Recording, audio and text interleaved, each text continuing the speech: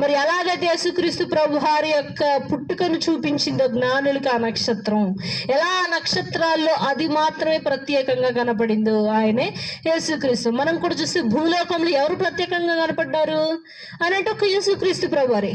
ఆయన తర్వాత ఎవరైనా ఉన్నారంటే ఎవరైనా యోహాను గారు అనొచ్చు. మనం బాప్తిస్మిచ్చు యోహాను గారు, ఆయన హతసాక్షి అయిపోయారు, ఆయన చూస్తాం మనం. కానీ ఫస్ట్ కనపడేది ఎవరు మనకి?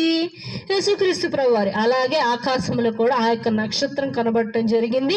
దేవుడు కూడా ఎందుకు ఆ నక్షత్రాన్ని ఎన్నుకున్నాడు తన యొక్క మార్గాన్ని చూపించడానికి జ్ఞానులకి అని అంటే 24 గంటలు అంటే నువ్వు మరణించినప్పటికీ కూడా నిత్యము వెలుగునిచ్చేటువంటి ఒక జ్యోతి ఏది అని అంటే అది ఒక నక్షత్రం మాత్రం. అందుకనే దేవుడు దాన్ని ప్రత్యేకంగా ఎన్నుకుంటాడు. మనం కూడా ఇంటి బయటలో ఏం పెడతాం? క్రిస్మస్ వస్తుందంటే డిసెంబర్ స్టార్టింగ్ ఏం పెడతాం? స్టార్ తీసుకొచ్చి కట్టేస్తాం. మరి